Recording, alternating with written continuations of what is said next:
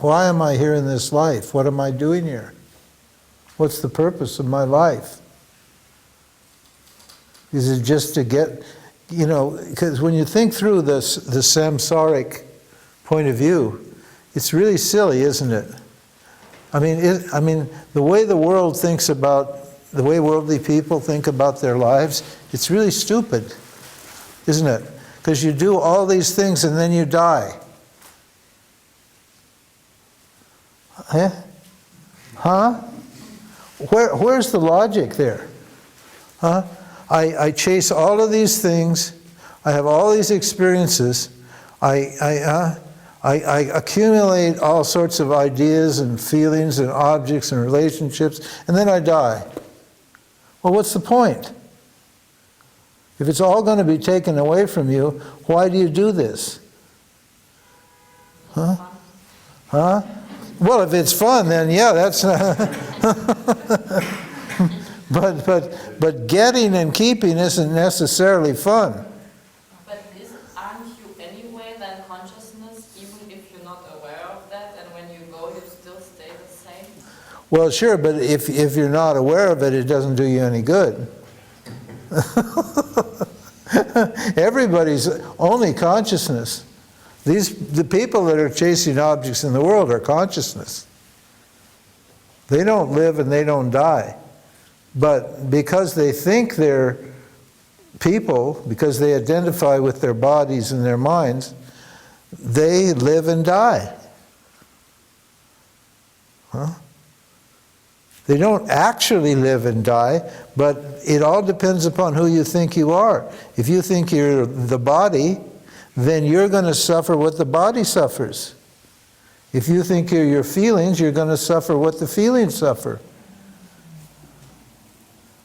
Huh?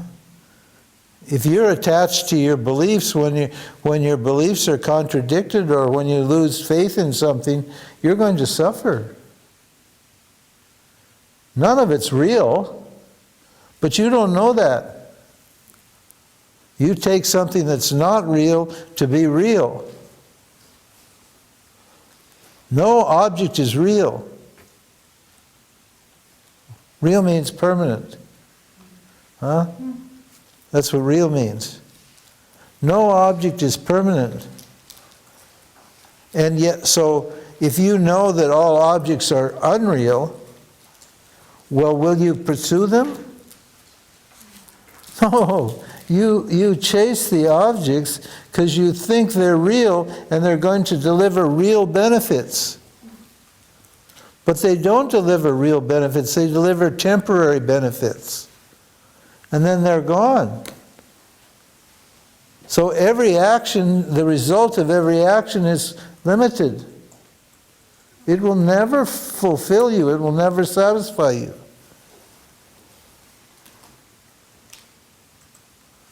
See, this is hard to understand. So, why, huh? It's very hard, because nothing is real, then the world is not real. Yeah. The universe is not real. Yeah, that's right. It's here for a certain Period of time. And maybe this is also not real. Yeah, it's not. Things come and go. Something that is not always present is not real. The only thing that's always present is me. The only thing that you're going to see here, well, we'll see.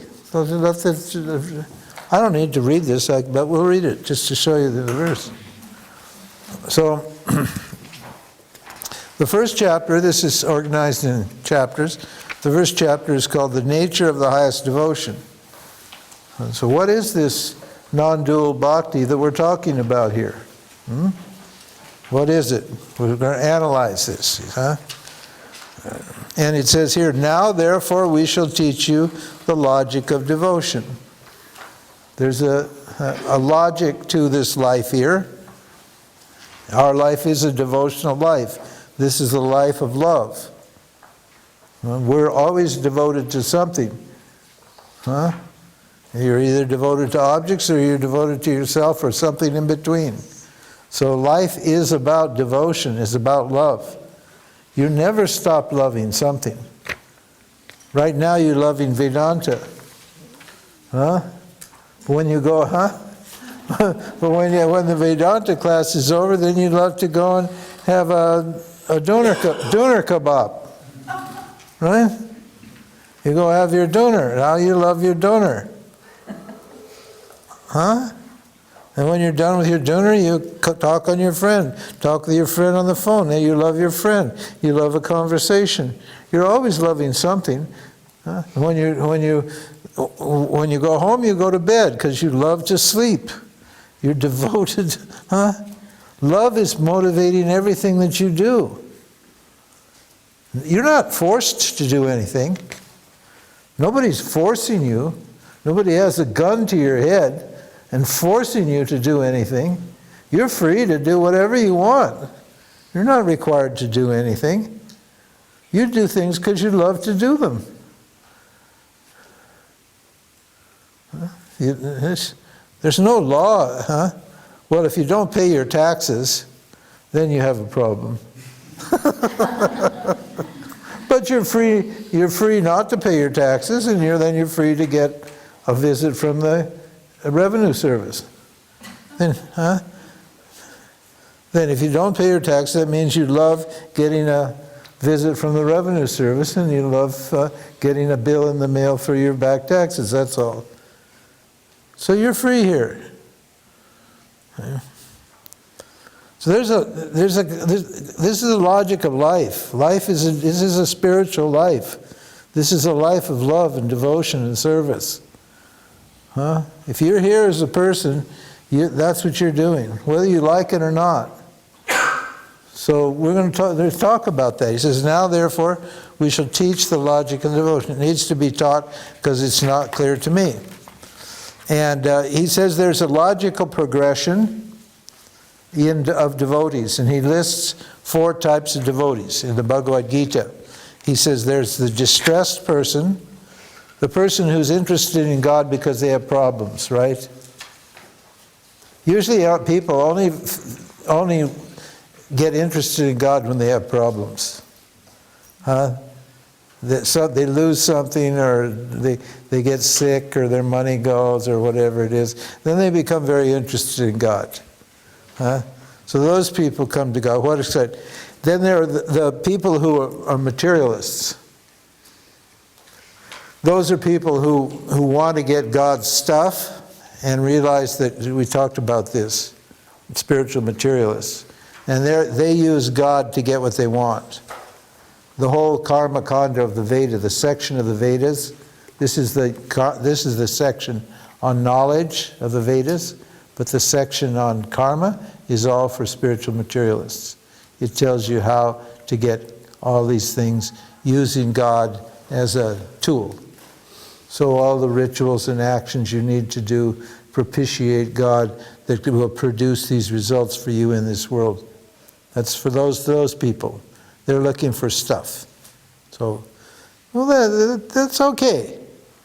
At least they're one step above the pure samsaris who are atheists and materialists, and like Donald Trump and those kind of guys. They're just all about their own efforts and vanity and ego and so forth. And then what's the third one? The seeker of knowledge. We're interested in God because we're interested to understand things. And then he says, and what's the last kind of person? The wise person. He means what? Person of non-dual, that has non-dual vision. Those people devoted to Ishvara. Why? And they know that the Ishvara is non-separate from them. So when they serve God, they know they're serving themselves. Because everything is nothing but yourself. That's the goal. So there's these 4 kinds of devotees. They're interested in God to get rid of their pain and suffering. They're interested in God to get more stuff, to get success in the world. They're interested to know God, or they understand their non-separation from God.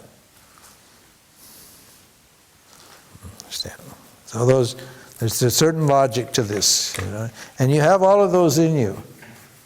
Those are not just external people. Those are in you. You have all of these basic impulses. And what does he say this non-dual devotion is? It's called Advaita Bhakti. Non-dual, this is a strange statement, number 2. Non-dual devotion is supreme love of this. What is this? This means what? Why didn't he, This. Loving what is. Yeah. What's here? What's present? Now, a Dvaita Bhakti, dualistic Bhakti, is loving that, right? Huh?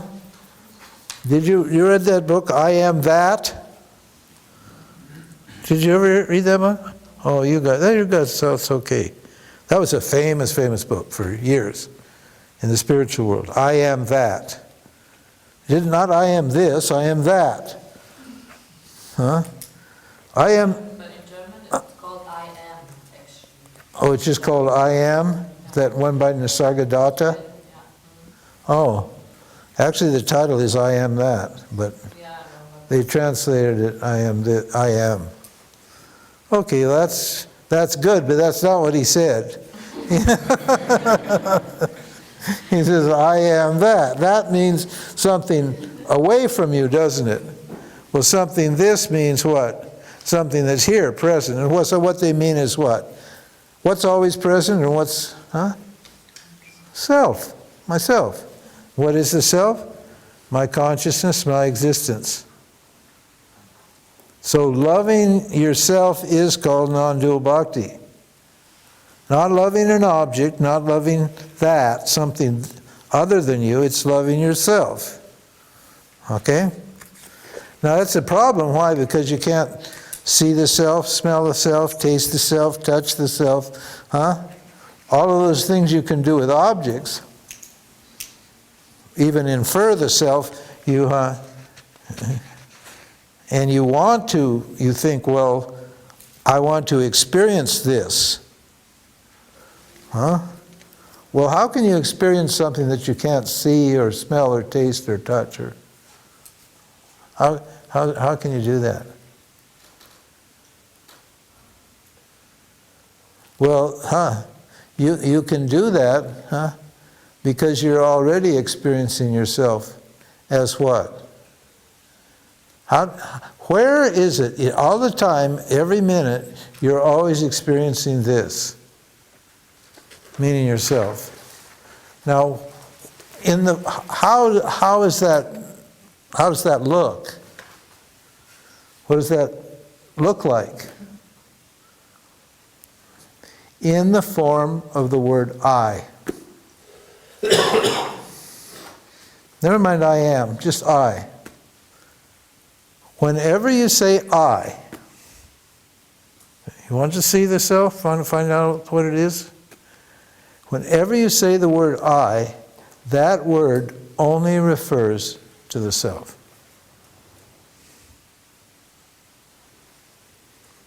It never refers to anything other than the self. Your I, the I, you, are always experienced. You're never not experienced. You experience yourself when you say the word I, and when you don't say the word I, you're experiencing yourself. But since you think of yourself as an I, that I is just the self. There's not two selves. Okay? Reality is non-dual, remember? Reality is not a duality, reality is non-dual. So there can't be two selves, can there? Are there two existences? You know that there's not two existences. Are there two consciousnesses? That's a little more difficult, isn't it? Because you think the consciousness of an ant is different from the consciousness of a dog, is different from the consciousness of a bird. is different from the consciousness of a human being, don't you? Don't you think they have different consciousnesses? Or do you? Huh? No, they have the same consciousness. Different awareness. Huh? Different awareness. Or aware, let's use awareness and consciousness simultaneously. Does the awareness belong to the bird, or does the bird belong to the awareness? Huh?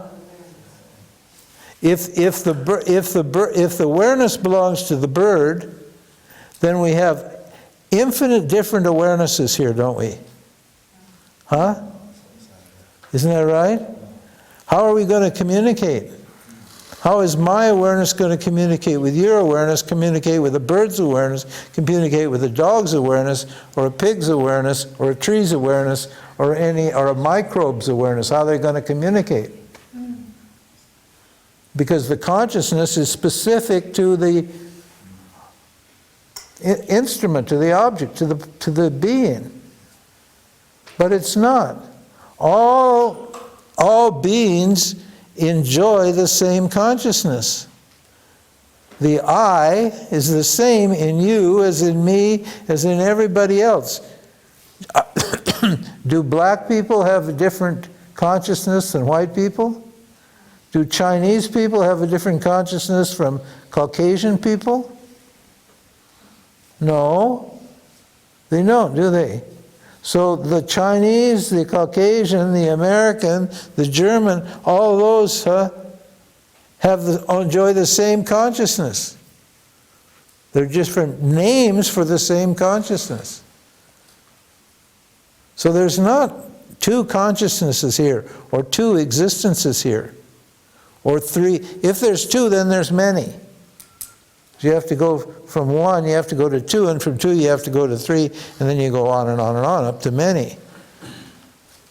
But we say that there's not, the reality's non-dual existence, non-dual consciousness, non-dual love. Is the love that you feel for a dog dependent purely on you being who you are? Is it different than the love that I feel for a dog? No. Huh? It's the same. You love a cat, I love a dog. Is the love different? No, the object is different, but the love is the same, isn't it? When you want something, and when you want a new car, is your want for the new car different from my want for a new hat? I want a new hat, you want a new car. Now, is the want different? No, it's the same. There's only one want, huh? And there's only one wanter. Huh? See, there's only one of us. It just looks like there's many of us here. So there's not two selves. There's you, and you are consciousness, existence, and you're always present. You are never not present. So that's why he says the word this. Because this refers to something that's always immediately available for your experience. Don't think that later on when you figure out this Vedanta and this Bhakti-Yoga, you're going to experience something special. Huh? Oh, I can't wait till I get to stage 5 and I can experience something special. Huh? No. No way. Huh? That I have to do all of these things before I can experience this. Oh, what a problem that is. He's saying that it's this, that what you're seeking is you. You're already experiencing it. You already know, You know that you exist. You know that you're conscious. Huh? You may not know that you're limitless and that your nature's love. That could be a problem. That's probably the only problem. But it's a this. Understand? That's not a person or a human being. So this is the definition of non-dual devotion. And is there any separation between you and you? Between the I and you? When you say I, when you say the word I, is there anybody else there that you're not taking into account when you say the word I? Is there? No. That's why you say I. You don't say we, you say I. When you refer to yourself, you don't say we, unless you're like me. I say the royal we. We meaning the saints and sages and all that. The royal we. No. The word I just means where it refers to one thing. And it refers to the same thing in Audrey as it does in me. So, that's why he says this. Okay? Then what is it? So this God, or the God this, what about it? It's always available and it's always present. Okay? Don't forget that, huh? And what? And you never love anyone else. Why not? Why not? Because there's no one else to love. If there's 2 or 3 or 4 or 5, then you can love somebody else, but there's not somebody else to love. So if you say think you're loving somebody else, you need to think twice. Because you're only loving yourself in that person. You don't love the person for the person's sake. You love the person for the self in them. That's what's beautiful to you. It's yourself shining in that person that's beautiful. It's not the person. The person's always changing. The person, that personality is always changing. But behind that person is this bright, shining light.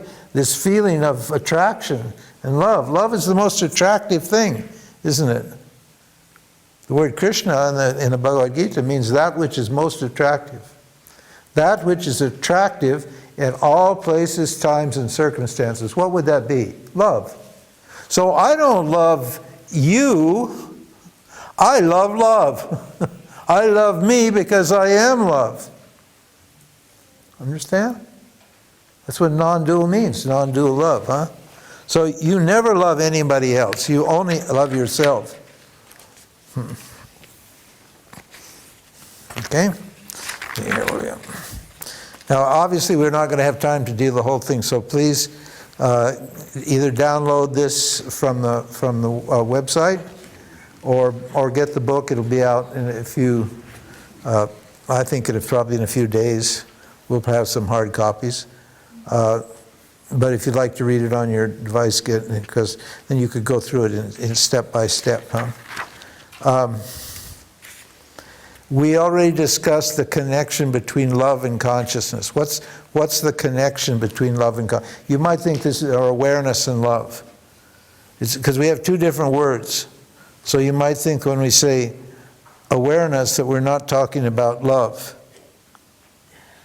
I already explained to you what the connection was. What is it? Attention. Awareness or consciousness, when it's directed to an object, it becomes attention.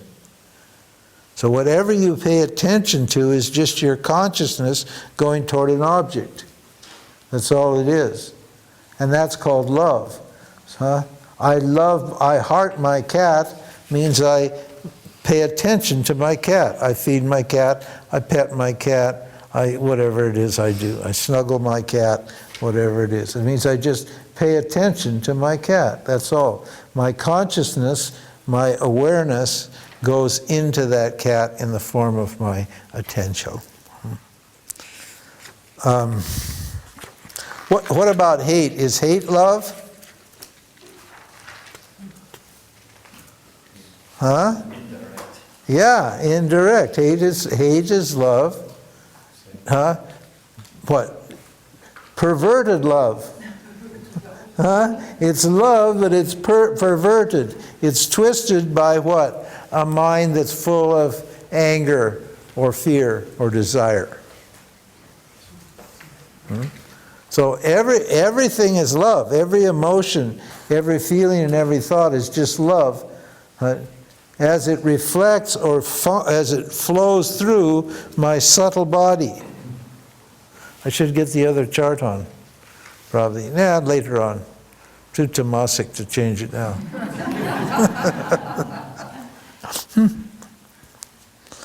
And how do we define this? Love is attraction to an object that is a source of joy.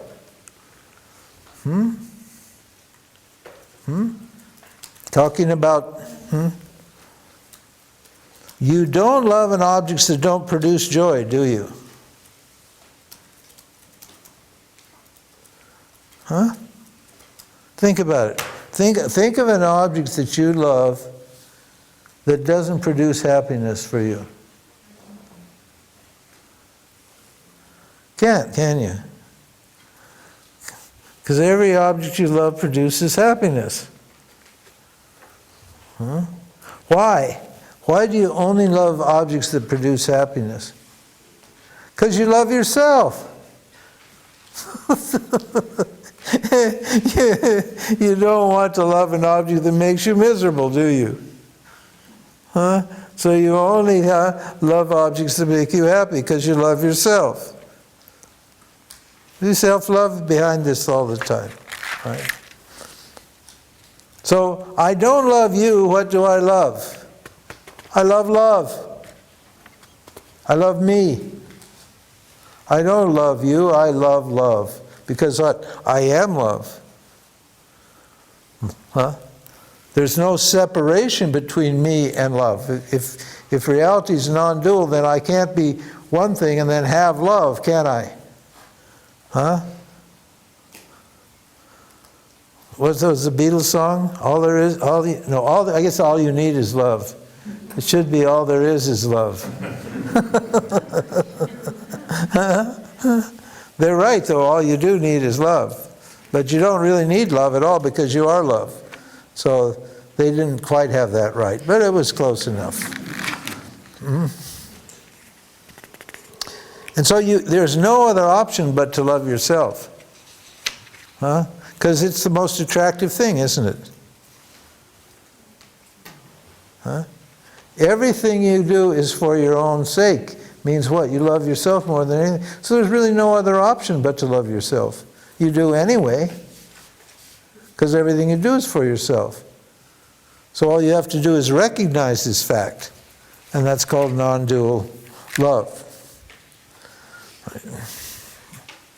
And what non-duality, what's in it for me? Freedom. Freedom from dependence on objects. If I only depend upon myself for my happiness, then what?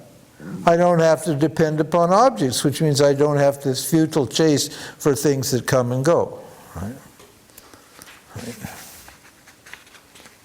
So other topics in this first chapter. Is an enlightened person a saint? No. No, it's not. Oh, I skipped one here. Verse number 3. What is that? And what is it? What kind of love is this? The nectar of immortality is the essence of non-dual love. What does that mean? A love that never changes. I am a love that never changes. And we already pointed out that the only thing that never changes is existence. Does existence change? Huh? Does consciousness change? Does love change? It's always the same, isn't it? And is it ever not present? Are you it never not present? No, you're never not present. You're always present. So what? You're immortal. Whoa! That's nice, huh? Huh? How nice is that?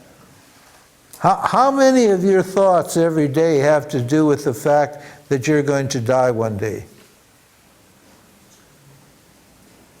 Oh, yeah, maybe not consciously, but when you start figuring it all out, why are you in such a hurry to do all these things? Huh? Why are you in such a hurry to get all these objects that you want? Why? Because you think you're going to die, isn't it? You have to get them all before you die, because you can't get them once you're dead, isn't it? Well, if you knew you weren't going to die, would you be in a hurry to get any object? No. Huh? You see? See the stress? Don't you? Everybody you meet's worried about death. You're worried about death. Don't you worry about your health? I get a little hangnail and I start, oh my God, I called 911, come pick me up, I might die. You know, I get infected and I get this and then this. Give me some pills, medicine, I'm going to die.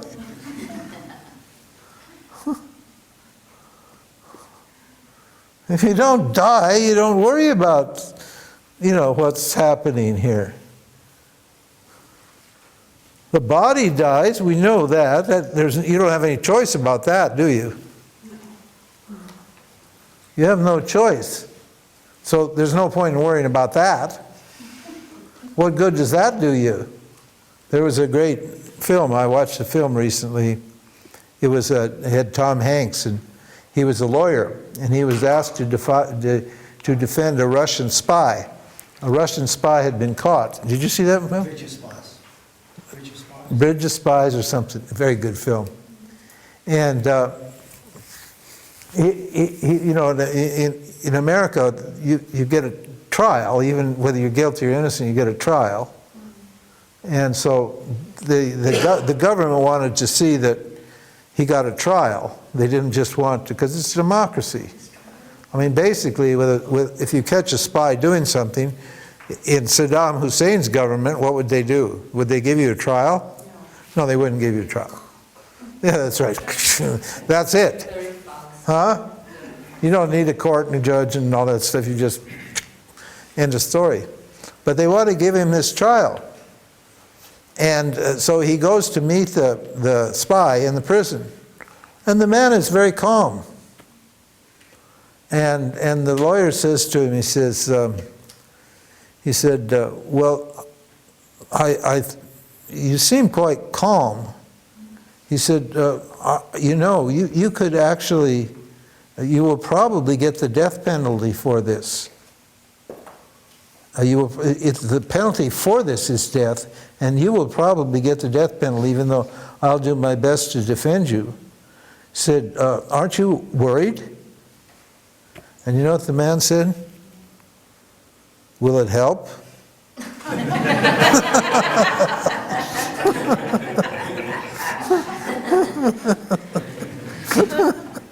Will it help? Whatever worries you have about death is not going to help, man. It's a fact. It's totally pointless to even think about it. Understand? And when you understand who you are, you could care less. You know it's inevitable, and you know you don't die. You know only the body dies. Only the objects come and go. I don't come and go, I'm always present. With a body, I'm still me. Without a body, I'm still me. When you go to sleep at night, you don't know if you're going to wake up, do you? Why do you go to sleep? Huh? Why do you go to sleep? You might not wake up. Oh my God. I might not wake up. I might not be me tomorrow. What does it matter? See? This is where the freedom is, understanding, huh? We won't call it, we'll call it a part if you have a problem. There's a part of you that doesn't die. called yourself. That is the part that you are. There's a part that does die, and that's not you. Okay? And confusing yourself with what? The part that does die is what? Painful. That's where all the anxiety and worry and stress comes from. You cannot die. It is not possible. You are never born, and you will never die. You are existence, consciousness, bliss, love. Yes? Can I ask, what about all the bodies who didn't have the consciousness and the love, and their bodies died? What happened to that? No, consciousness, people don't have consciousness and love. It's there. They are consciousness and love. But They don't know that they're conscious. didn't know. They didn't know. Then those what? know. Those people, that they get reborn again on the basis of their karma, not knowing that they're consciousness and love, and they have to try to work it out over and over and over again. That's all. Does it mean those who get it, they don't need to come back? They don't come back. So what they Why would they come? Why? Well, they don't need to come back. That's a better way to put it. What will you have to gain here? You can help others to go. Well, but do you have anything to gain by helping others? Not for yourself. Huh? No, you don't have anything to gain for yourself. Others could benefit. So you can't, I had one of the most interesting, the most spiritual man I ever met was not really, I couldn't really call him a man, but he appeared in a human form. And he was my second guru. His name was Swami Vedanta. And he was he was what they call an incarnation.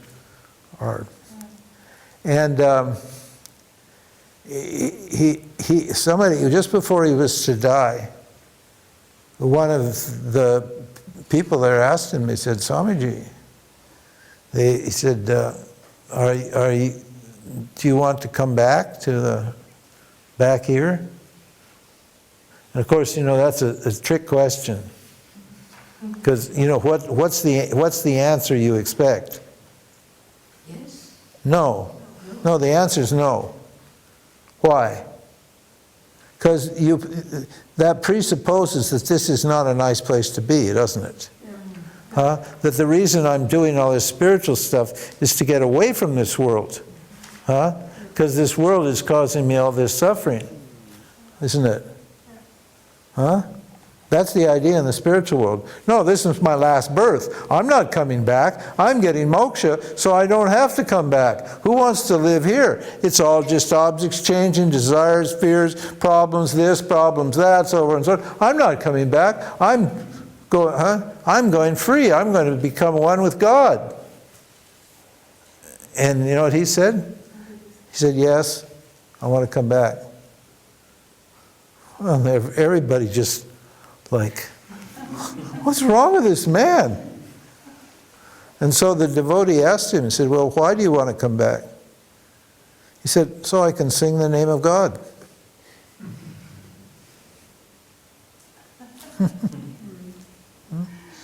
It was not a problem. It's not a problem being here if you know who you are. This is a beautiful place to be. This is a place to worship God. There's nothing more beautiful than worshiping God. If you're not here, you don't get to worship God. What could be better than singing the name of the Lord? What could possibly be more fulfilling and satisfying and more beautiful than that? Huh? It's the only place you get to do it is here on this earth. Without a body, you don't get to do it. Without a mind, you don't get to do it. Without a world, you don't get to do it. This is an amazing place to be. So yeah, he would say, oh, I don't have you to come back. Well, he knew he wasn't coming back because he never left. He was never born. Huh? So they were thinking of him as an ego, as a person. And he said, okay, as a person, I'll come back also. If you think I'm a person, then I'm happy to be back here. Because as a person, this is a beautiful place too. See what non-dual love is? No difference. As a person, you're fine, you're happy here, and as consciousness, you're happy here. Whoever you happen to be, whether you're a person or whether you're limitless consciousness, it's all the same. There's no separation. It's all fine. I'm immortal. I am not born, I do not die. I'm free of this endless cycle of change. It's there, but it's not real. It doesn't affect me one way or the other.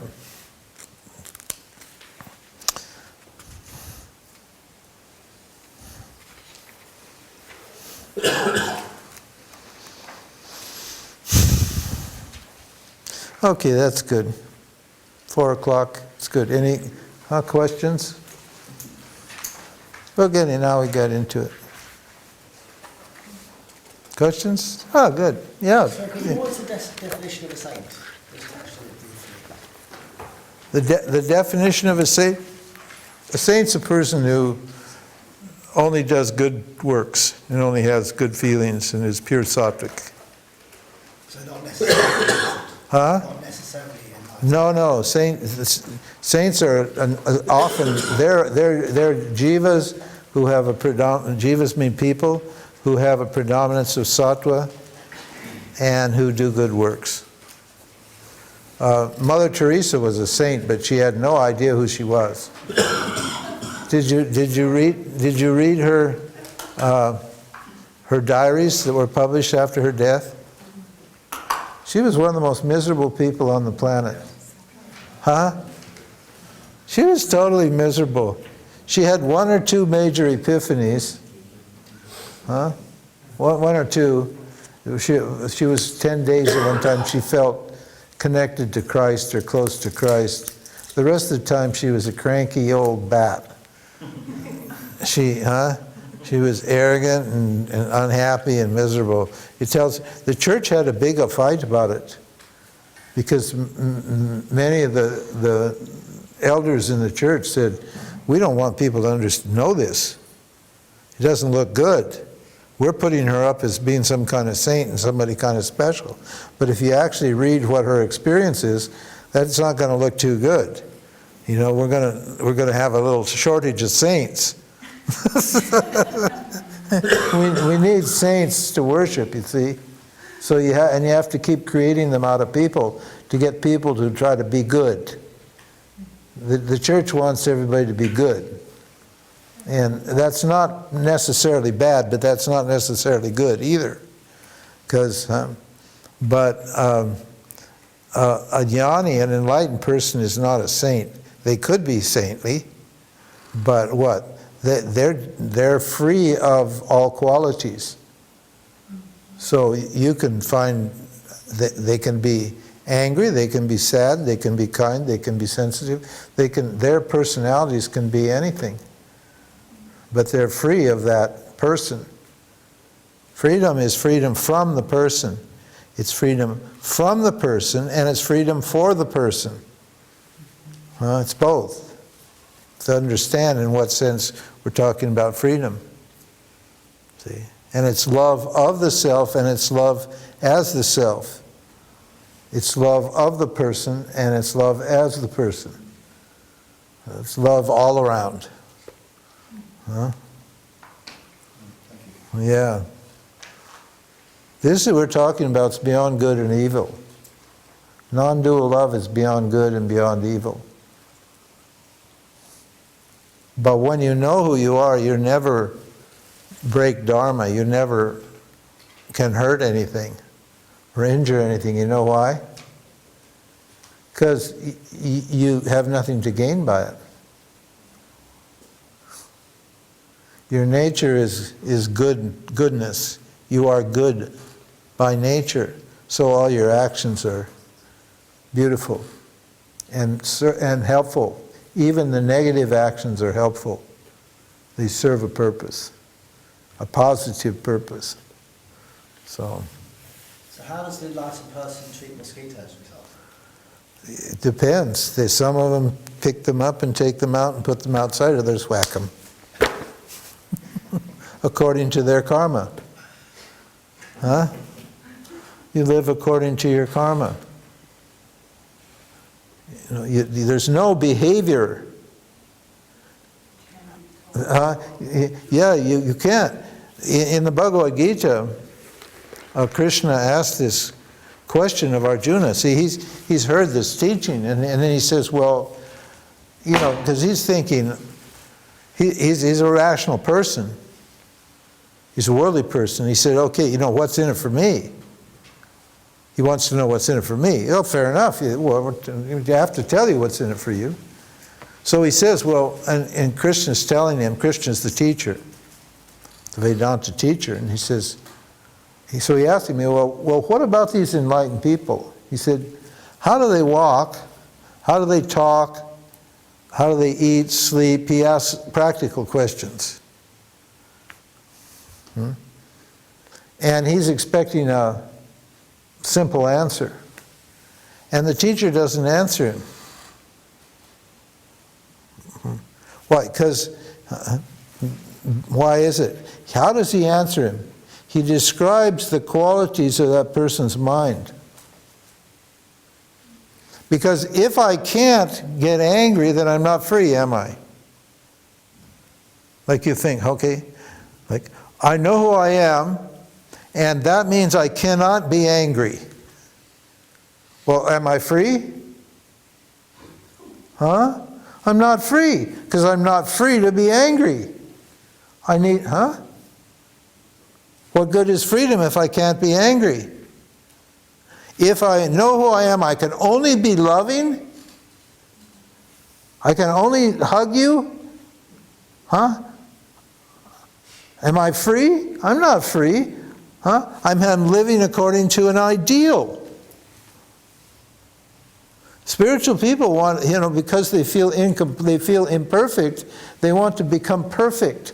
So they want to do perfect actions, actions that they think what are perfect actions are perfect reflections of their self, to convince themselves or the world that they're perfect. But there's no such thing as a perfect action. There's no such thing as goodness without evil. You do not have good without evil. This whole idea of getting rid of all the evil in the world and making the world a good place, that's impossible. That is never going to happen. It can't happen. Because wherever you have good, you have evil. That's what duality means. So in this world of duality, there is no perfect action. There is no perfect behavior. And a bad action can have a good result, and a good action can have a bad result. A good action can cause a lot of pain, and a bad action can cause a lot of virtue or pleasure. You don't know. So you can never tell these people by their behavior. The problem is that we have this idea of what a perfect person, an enlightened person is, and so in the spiritual world, you find all these people acting spiritual. Huh? Disgusting. It makes me want to puke. I see these people, it makes me want to puke. They have the fake smile and the fake words and the fake actions and all the smarmy, huggy, lovey language. It makes you sick. Because you see inside it's all just an act. That they believe that by acting this way, they're what? They're being pure and perfect and holy and enlightened and spiritual. And they're fooling you. And of course you don't know. What do you know? So you assume that enlightened person acts this way and walks this way and talks. They talk slow. You ask them a question. James, may I ask you a question, sir? Yes. What time is it?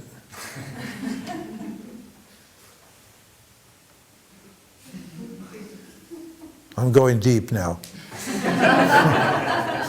Because I'm enlightened. I got to go deep to get the answer. I go.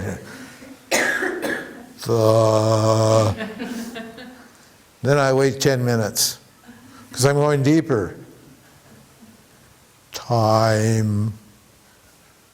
Another 10 minutes. Then half an hour. Because I got to really go deep for the final answer. The final, the spiritual, enlightened answer. 4 o'clock. Oh, did you hear that? Where did he come up with that? 4 o'clock? My God, that's amazing. He dug so deep. I must really be enlightened. He must really be enlightened because he talks slow. Have you seen him? Oh my God, they picked it up. They picked it up from Osho.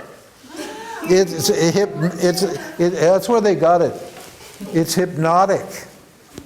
It hypnotizes you. You know, you're waiting for the next word and you fall asleep because you're waiting so long for them to say something. If somebody asks you what time it is, it's 4 o'clock, dummy. Look at your watch. Huh? Now that's what an enlightened person would say. An enlightened person would not pretend that they're getting some kind of special deep knowledge from deep down inside.